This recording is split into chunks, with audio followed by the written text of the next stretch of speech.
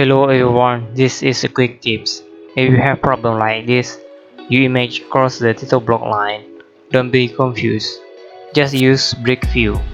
Click brick view, click this image, choose this cut direction, choose this brick line style, click from this to this. See, now your image doesn't cross the title block line. Tidy up the drawing, in the size still the same as above. Click Smart Dimension,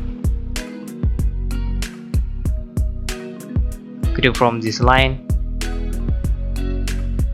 to this line. Sorry, try again.